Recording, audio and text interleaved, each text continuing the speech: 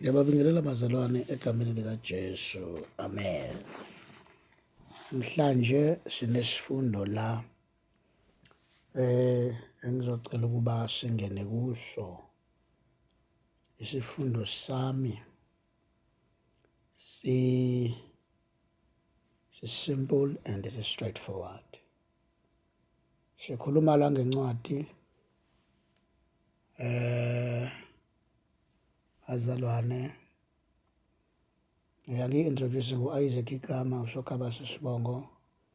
So sikhuluma la ngencwadi yamakhosi okuqala isahluko sika 13.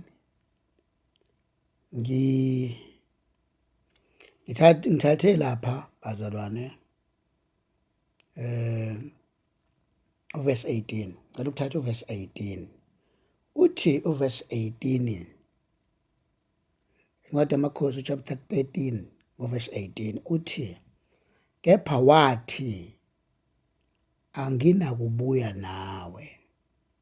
No, uverse 18 mo bese ngifunda 16 mina. Uthi 18 amakhosi okuqala uverse 18 wayesethi kuye, nami ngingumprofeti njengawe. Wakhuluma kimi ingelosi ngizwi likaJehova ngokuthi mbuyise uye naye endlini yakho ukuba athole ukudla aphuze amanzi, kodwa waqamba amanga kuye. Amen. Ngithanda ukuthi ngikubeke ngokusobala ukuthi empeleni la kukhulunywa ngomprofeti kaNkuluNkulu. Ngitheke mangichaza le ndaba ngathi abaprofeti ababili la, umprofeti wokuqala yilo mncane okukhulunywe naye uNkulunkulu umnikeza instruction yento ekufanele ayenze. Owesibili kube umprofeti omdala. Ithini indaba ngalaba profeti bobabili? Ithi umprofeti omncane ubonakala la ehamba nomyalezo kaNkuluNkulu. Ehamba nomyalezo kaNkuluNkulu ethi uNkulunkulu, mfana wami lalela, ngicela ungene ku-fasting ukhuleka. Lezi insuku ngikunikeza zona. Uthi ke mayise esengenile kule fasting, oh Nkosi Jesu sisize. Oh Moya Ongcwele sisize la ngalaphakade. La sibuye sifundiswe umqondo ukuthi oh Nkosi, mawufastile akufanele mawufastile ulokhu wehla wenyuka la njengomuntu othutha iposi ungazi ukuthi wenzani. Ngoba manje sithola la lo mntwana kaNkuluNkulu ehlangene nabantu bemlinga bethi sicela ukuthi ngoba sesibonile wenze isimangalise singaka, uveza ukuthi unamandla impela unikezwe uNkulunkulu, sicela ukuthi siye ekhaya nawe siyokudla. Uthi kulo kuqala, hayi angikwazi ukwenze njalo, angikwazi ukuthi ngihambe nawe ngoba uNkulunkulu ungitshelile ukuthi ngingadli kulezi insuku. Isithi indaba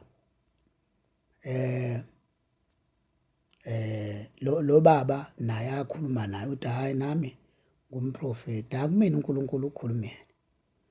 Shilo wathi komele ngikuthathe sihambe siyokudla. Hawu nami khulumile uNkulunkulu. Ezinsuku sishawa yileyo nto ukuthi uNkulunkulu uyakhuluma ngokusho kwabantu, but singabe sisabheka ukuthi ukhulume ngempela yini. So-ke lithi iBhayibheli masifunda la u-18 uvela lo baba lo mdala ebesesamncenga ethi nami ngumprofeti, kusho ukuthi amanye amazwi akamvezeli into eyisimanga, uthi-ke nami ngumprofethi uNkulunkulu ushilo kimi. Right, sekuthi-ke uma esedlile u19 uthi wayesebuya-ke naye wadla endlini yakhe waphuza amanzi. Kwathi besahlezi etafuleni izwi likaJehova lafika kumprofethi wambuyisa. Wamemeza kulowo muntu kaNkulunkulu owavela kwaJuda wathi, usho kanje uJehova uthi, njengokuba ungalilalelanga izwi likaJehova, ungagcinanga umyalo uJehova uNkulunkulu wakho akuyala ngawo, kepha ubuyile wadla waphuza amanzi endaweni athi ngayo kuwe ungadli isinkwa ungaphuzi amanzi, isidumbu sakho asiyikungeniswa ethuneni lawo yihlo.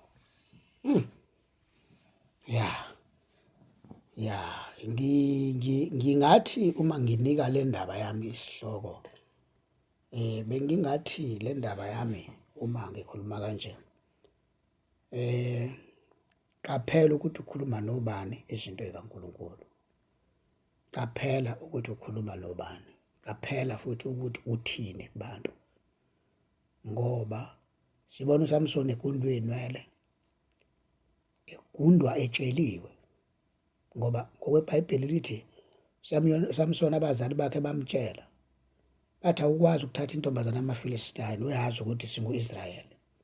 Uthi uSamsoni, ngiyibonile inhle kabi. Uyabona uma singayithatha ngesikhathi samanje, wayengancoma zonke lezi zinto esike siyibuke kubantu ukuthi hawu inama-hips, ineyifaca, iyi-yellow bone, ifundile. So yonke leyo nto leyo. So uthi bathi abazali bakhe, awukwazi noma ngathiwa uyithandile, awukwazi ukuyenza leyo. Uthi yena ngizoya kuyona. So lithi iBhayibheli ngesikhathi ethi uzoya kuyona, isiwe la afika agundwa khona amagoda ayekade enawo ekhanda. Ngamanye amazwi isiwe la wafike wakhipha khona inhliziyo noma wakhipha khona imfihlo yakhe. Lithi izwi leNkosi ngesikhathi esegundiwe uSamsoni, kwasekulula ukuthi bamdansise bamenze noma yini.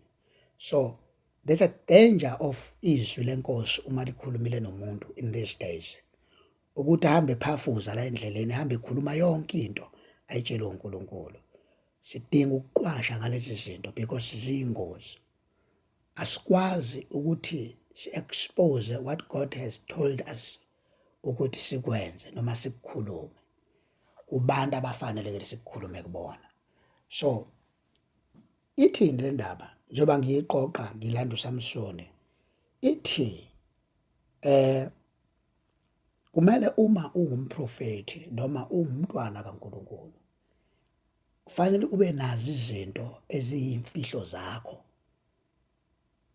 noNkulunkulu wakho ophila naye. Because in these days akadingeki umuntu ohamba engenayo understanding ukuthi kwenzekani kulesi sikhathi esiphila kuso. Because yonke into impilo yalesi sikhathi idinga abantu ababonayo ukuthi kwenzekani emhlabeni. Ngoba zonke izinto zi-upside down manje. Make kwakhona ukuthi khona indawo ebonakala engathi imhlophe, so yonke imimoya iyahamba ifike ingcolise leyo nto emhlophe. So yini le engikhuluma ngayo? Ngikhuluma ngokuthi lesi sikhathi esiphila kuso akafuneki umuntu okholwayo. Mawuke wathi uyakholwa kuye kuthiwa ngangesiphuphela, khuluma into angayazi, ngoba abantu bakhethe ukuphila impilo efilthy. So that is why it's very important ukuthi masihamba noNkulunkulu singakwenzi kube like a game or kube yinto eyihope, kodwa masikwenze kube yinto elegant, ebalekile ukuthi senze umsebenzi weNkosi. So ke ithi ke le ndaba lo baba lo, because that's iyona nhloso leyo kaSathane ukuthi uma uke wamtshela imfihlo zakho uyazi vele ukuthi ngesikhathi ekunika instruction ephambene noNkulunkulu lento ithi angibuyele kuAdam ngoba uma sibuyela kuAdam lithi iBhayibheli noAdam wayinikiwe instruction. So ngesikhathi kuthiwa nina nobabili hlanu lensimo nihlale nidle yonke into eniyithandayo but ningadli la. So lento i-instruction ethini efanayo nale yalenciko ekuthiwa sicela ungali yadla. So it's the same thing. Kuyiqiniso ukuthi akekho umuntu empilweni ohambayo noNkulunkulu ongakaze adisobey ama instruction ama regulation kaNkulunkulu. Kuyiqiniso sonke sidlulile lapho. But la uma kufundiswa kusuke kuqwashisa umuntu ukuthi musani ke phela ukuthi senilifundile izwi selikhona emqondweni yenu. Liphinde futhi nenza same thing le eyiwarning because la we are being warned ukuthi kunalento siyaqwashiswa. Okay. Right, lithi ke iBhayibheli bathola isiqalekiso nabo ngoba uNkulunkulu uma disobey ama rules and regulations asuke kunikeze wona. So isiqalekiso akwenzeki ungaphumi naso. It's the same thing uma ukhumbula uDavid wayaziwa njengomuntu owayeke connected kakhulu noNkulunkulu. Into engithanda ukuthi mangiquote lento kaDavid ngikhothisa ukuthi khona i-lesson engifuna ukuyivula noma uyireveala kuleyo nto. So lithi iBhayibheli ngesikhathi uDavid evukwa izinto zakhe lezi ezamvuza inyama yakhe imvuka wahalela umfazi womuntu. So lithi izwi leNkosi ngoba wayembona emuhle. So uThema embona wakhetha ukuthi akashaye umnyeni wakhe amthatha athi empini akabekwe phambili ukuze impi iqale ngayo. So wamthatha lo nkosikazi womuntu wamona. Wayesevele semonile. Ushaya umnyeni wakhe nje uvele semonile lo nkosikazi womuntu. Wazala ingane. So mayizala lengane ayizalayo. Lithi iBhayibheli kwabe sekuhamba isikhathi yagula leyo ngane yashona. uDavid akasakhumbuli ngesikhathi lithi izwi leNkosi ngesikhathi ingane igula wangena engubeni zamasaka wazila wakhuleka uNkulunkulu ukuthi ucela ingane isinde. Kanti uNkulunkulu akakakhohlwa ukuthi uDavid wenzani. Wathi le ngane le oyitholile uyithole kunkosikazi womuntu owamthatha ngendluzula ngokuthi ususa umnyeni wakhe. Wathi ke leyo ngane ngizoyibulala. Then wayibulala ke ingane yafa-ke. So uyazwakala uDavid ekhala-ke yabo ngalendlela akhala ngayo. Ngizama ukuvezana la, ngizama ukuveza umqondo othi uma umuntu ophila emhlabeni noma uzalwa uNkulunkulu ophilayo ukuthi ayikho into ozoyenza uma uNkulunkulu ekunikele instruction ethi ungakwenzi ukuthi ukwenze wena. Yonke into yala emhlabeni noma yonke into oyenzayo inesiqalekiso sayo esikulindayo. Ngamanye amazwi abanye bazi baqamba amanga bethi abantu bayangisukela kanti uyena disobey ama rules and regulation awabekelwe uNkulunkulu ukuthi fanele wagcine. So la kwaGod uma ungenzanga kahle uyajeza. So it's the same thing eyenzekayo ukuthi ngisho kungadlula 10 years uma kukhona into oyenzile wrong uzoyijezela nje ngoba kusetshenzwa kakhulu ngokudiscipline abantu la. Uyadiscipline uma ubonakala ukuthi engathi uphuma endleleni uphuma kulayini ngoba uma usungenile ungenile akukho ukuthi uzophuma. So ke right lo myalezo ke usinikeza lo mqondo ukuthi asi-enjoy uNkulunkulu ngayo yonke indlela asileka ngayo nezinto asitshela zona ukuze sikwazi ukuphila kade ezweni. Amen.